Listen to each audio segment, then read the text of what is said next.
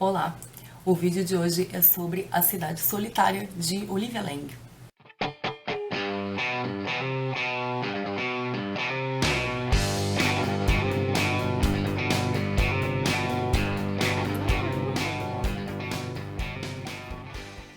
Bom, Olivia Laing é uma ensaísta, escritora e crítica inglesa, e esse é o terceiro e mais recente livro dela, um livro que ela publicou em 2016 com o título de The Lonely City.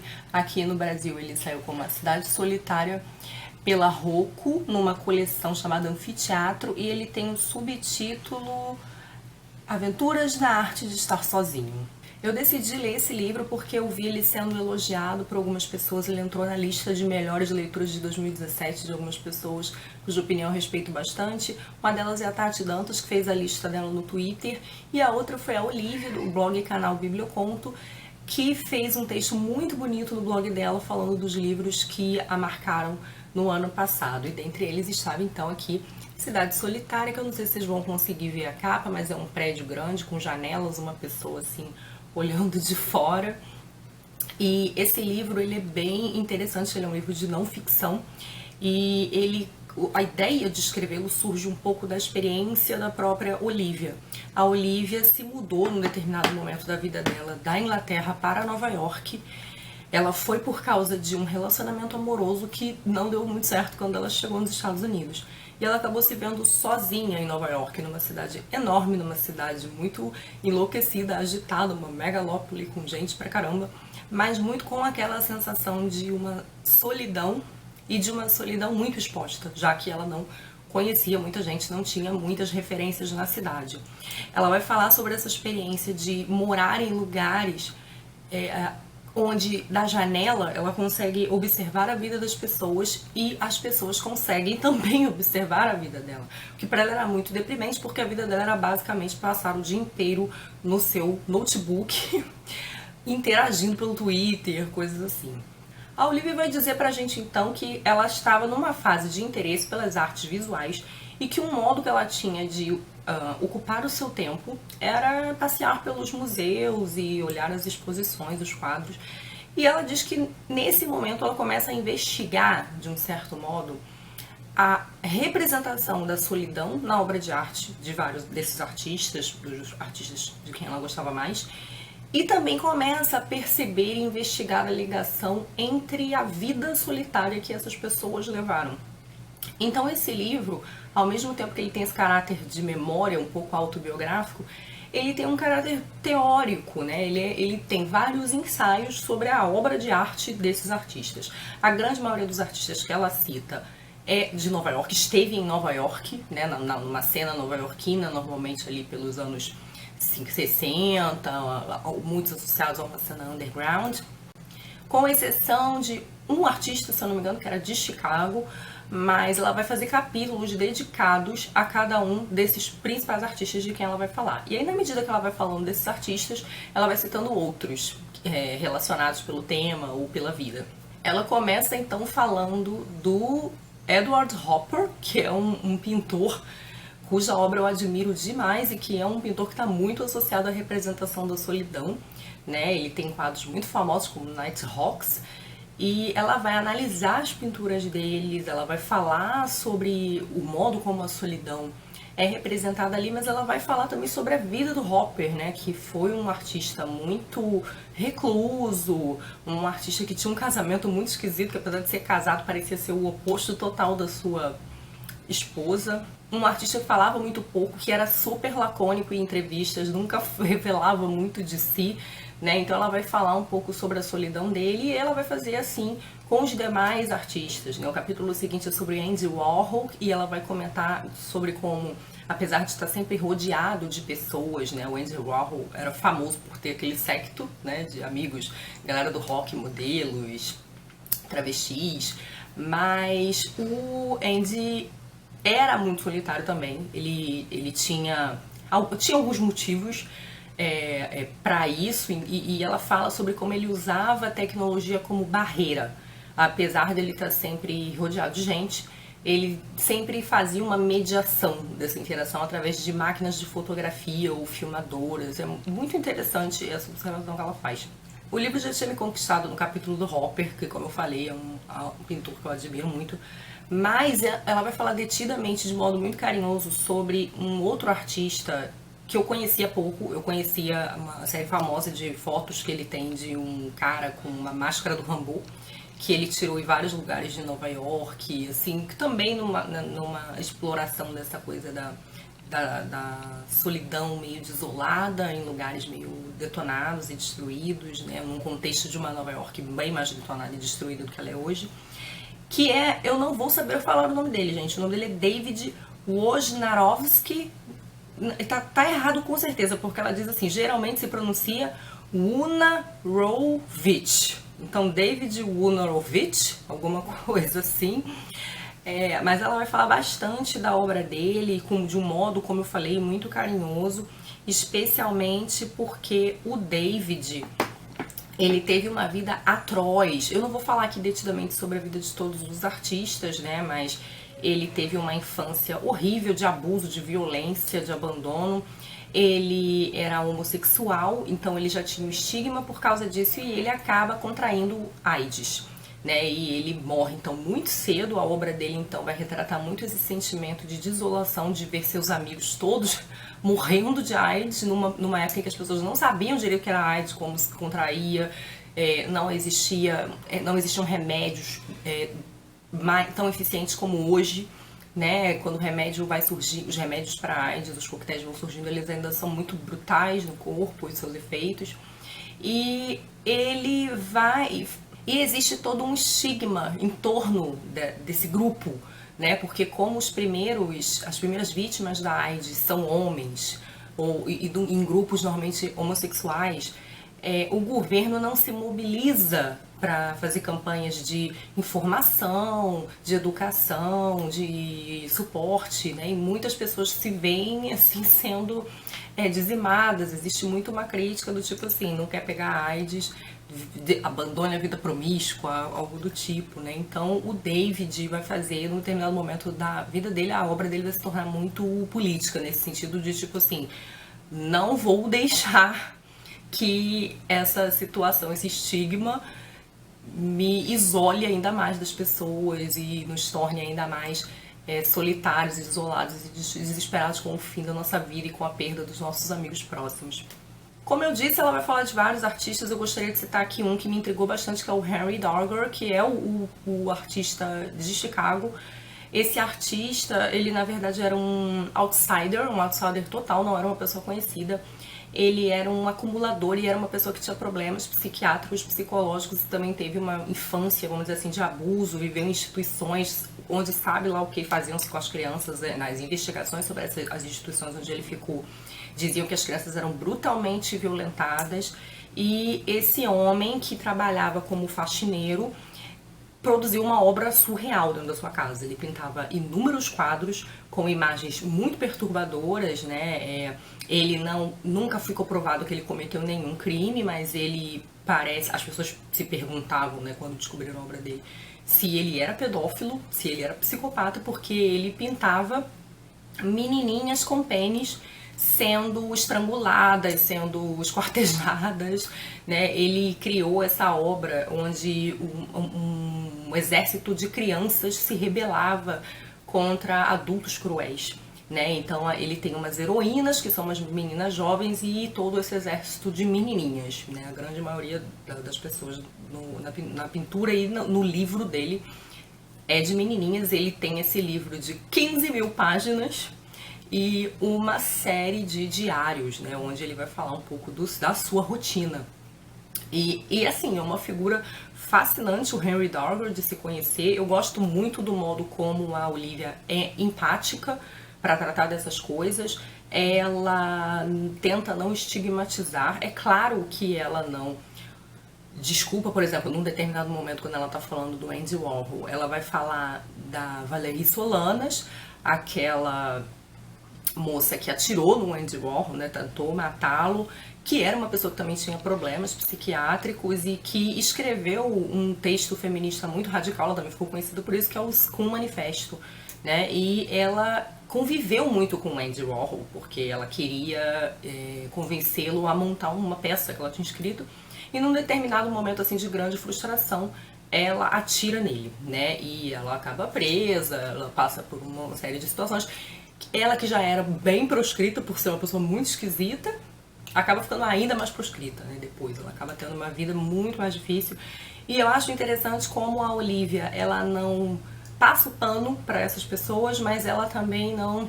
Ela tem um modo muito caridoso de lidar com essas pessoas também, né? No sentido de que, olha a vida horrorosa que essas pessoas tinham, né? E que eram pessoas que, por serem desviantes ou porque tinham problemas psiquiátricos, psicológicos, porque tinham hábitos sociais estranhos, elas eram cada vez mais isoladas, né? Faltou muita compreensão, apoio, suporte, amor mesmo para essas pessoas, né? E é isso então que é muito interessante no livro, é que a partir da vida de todos esses artistas, a Olivia começa a investigar os motivos pelos quais essas pessoas acabam se tornando tão solitárias. Muitas delas porque tiveram uma criação familiar muito esquisita, muito alienante. Algumas delas porque são estrangeiras, né? São filhos de imigrantes, que é o caso do Warhol, né? Pessoas que não pronunciam o inglês direito, pessoas que acabam tendo uma barreira linguística, algo que a própria Olivia diz que sente um pouco por ter sotaque britânico. No caso da Solana e do Darger, a questão da doença psicológica também e de uma infância muito brutal, né, da pobreza, como a pobreza estigmatiza as pessoas. Então a Olivia vai discutir muito o quanto a solidão muitas vezes ela se dá individualmente, vamos dizer assim, por uma história individual, uma doença, um problema psicológico, mas ela também se dá muito por questões políticas, né? Ela se dá muito porque a sociedade tem suas regras, vamos dizer assim, civilizacionais, que acabam afastando cada vez mais essas pessoas, né? Elas acabam sempre sendo mais rejeitadas. E dentre outros motivos, né, além desses que eu citei, tem a própria questão da homossexualidade. Ela vai dizer que durante muito tempo, antes de ficar famoso, o Andy Warhol era desprezado de galerias e tudo mais, porque ele era excessivamente efeminado, e porque também ele falava estranho. E ela fala, é muito interessante como ela fala como o Andy Warhol transformou o seu jeito fora dos padrões, como ele explorou isso, né? Como ele se arrumava de modo a parecer o mais esquisito possível, né? Então ele usava uma peruca um pouco torta, ele usava umas roupas estranhas, ele de certo modo transformou em performance o seu jeito desajustado. Além, então, dessa análise da arte e da vida dos artistas e dos comentários pessoais, a Olivia vai fazer muita especulação e ela vai apresentar muita informação relativa a pesquisas psicológicas, estudos ligados à solidão. Então ela vai citar alguns estudiosos, alguns trabalhos que falam um pouco de como a solidão se manifesta, do que acontece com a pessoa quando a solidão se manifesta muito cedo, porque a pessoa não recebe amor, apoio familiar, né, do quanto isso marca o desenvolvimento das pessoas. Eu achei essa parte interessantíssima também. Então é um livro que tem muitas camadas, né, e isso me interessou bastante. É um livro muito instigante, né, ele é um livro que convida muito à reflexão, porque ela vai fazendo essas ligações assim meio originais entre a abordagem dos artistas, as influências, o modo como eles desenvolvem, ainda que eles nem tenham influência direta ou que se conhecessem, como eles desenvolvem de modo similar ao modo de abordar esse isolamento, essa solidão. Quando vim para Nova York, eu estava em pedaços. E embora isso pareça perverso, o modo como recuperei um senso de integridade não foi encontrando pessoas nem me apaixonando, mas sim lidando com as coisas que outras pessoas haviam feito, absorvendo lentamente por meio desse contato o fato de que a solidão, a saudade, não significa ter falhado, mas simplesmente estar vivo. Uma coisa muito interessante dessa passagem é que a Olivia vai falar sobre como existe um estigma de vergonha e de fracasso na solidão, né? Como as pessoas julgam, a sociedade julga como falha a pessoa que é sozinha. E como esse estigma é ainda mais pesado se você é uma mulher, porque muitas vezes, dependendo da situação, e ela vai descrever uma situação que ela está vivendo, a mulher é considerada, ela não é bonita o suficiente, ela não é desejável o suficiente, e quanto mais isolada no meio de um monte de gente ela tá, mais evidente fica esse fracasso e mais envergonhada a pessoa se sente. Então isso tende a aumentar a reclusão da pessoa, porque para evitar essas situações de ansiedade social, a pessoa se isola, ela não sai de casa mais, ela fica muito sozinha. Mas eu gosto também como ela fala de algumas pessoas que exploram o seu momento consigo mesma na cidade. Ela vai citar a Greta Garbo, que fazia longas caminhadas por Nova York, por Manhattan, e de uma certa forma parece que a Greta curtia a própria companhia, né? Como ela gostava dessas caminhadas, era um hábito para ela fazer essas caminhadas sozinhas pela cidade, né? Uma coisa que me lembra muito o flaner baudelaireano, né? Aquele cara que vai pra rua pra curtir a rua sem nenhum outro motivo que não seja ficar andando pela rua, observando a multidão, enfim, o movimento.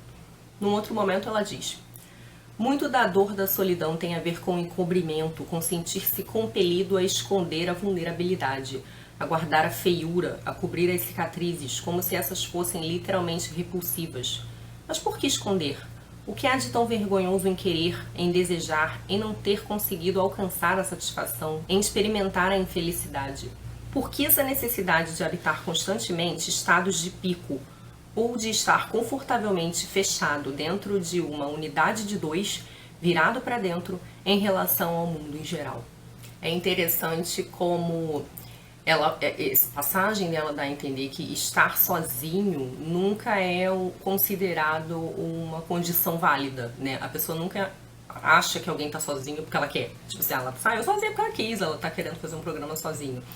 Existe ainda muito também esse estigma em julgar a pessoa que está sozinha como se ela fosse necessariamente socialmente problemática, né, tivesse falhado nos relacionamentos, quando muitas vezes a pessoa está fazendo alguma coisa sozinha porque ela prefere. E eu acho muito nocivo que a gente seja instigado, direto ou indiretamente, pela sociedade, pelos hábitos, por veículos de mídia, a não gostar da própria companhia, porque para inúmeras pessoas, eu observo muito isso ao meu redor, o destino da vida é ficar mesmo sozinho, né? Envelhecer sozinho. Muitas vezes porque as pessoas já não tiveram filhos, ou os filhos não tiveram netos, enfim, a pessoa conquistou um nível de independência e de organização da vida em que ela já não quer fazer concessões, né? As pessoas são diferentes. Mas muitas vezes isso ainda é visto como uma coisa muito esquisita, né? Porque alguém ia querer ficar sozinho, né? Eu acredito que de fato assim, a natureza do ser humano seja mais gregária, mas eu vejo que é um destino muito comum para as pessoas ficar sozinhas no mundo atual. E então a gente precisa também aprender a lidar com isso, né? Aprender a criar modos de viver sozinhos e de estar bem com a nossa própria companhia, né? De não ser tão carente, emocionalmente tão carente, porque isso tende a ser devastador psicologicamente para nós. Última citação para encerrar. Eu não acredito que a cura para a solidão seja encontrar alguém, não necessariamente. Eu penso que está em duas coisas: aprender a ser amigo de si mesmo e entender que muitas das coisas que parecem nos afligir como indivíduos são, na verdade, um resultado das forças maiores do estigma e da exclusão às quais se pode e se deve resistir. A solidão é pessoal e é também política. A solidão é coletiva. É uma cidade. Eu gostei demais, então. Quando eu estava lendo essa citação aqui agora, me veio à mente uma lembrança de que quando eu estava falando essa coisa de gostar da própria companhia, e ela diz aqui que a gente tem que aprender a ser amigo de si mesmo, eu estava me lembrando que uma coisa que me chamou muito a atenção em Paris é como as pessoas saíam sozinhas, né? Como as pessoas vão muito a restaurante lá, cafés, à noite, e como elas vão sozinhas de boa. Elas vão sozinhas para tomar café, elas vão sozinhas para jantar.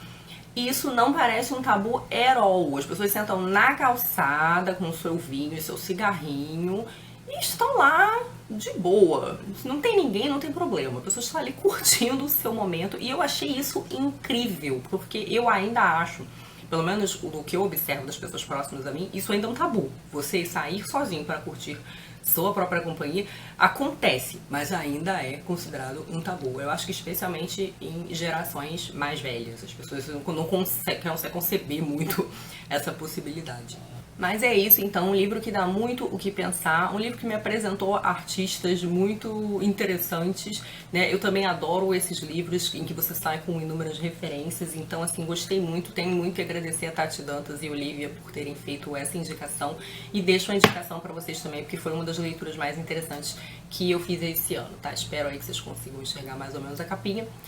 E me digam se vocês leram alguma coisa. A Olivia tem um outro livro que eu sei que fala sobre alcoolismo acho que entre artistas, e acho que esse livro já saiu no Brasil também. O outro livro dela eu não lembro do que se trata, mas enfim, o mais recente é esse, é o da Cidade Solitária. Me digam se vocês conhecem, se já leram esse livro, se já leram outra coisa da Olivia, se já leram alguma coisa relativa a esse tema, tá? Beijinhos e até a próxima. Tchau!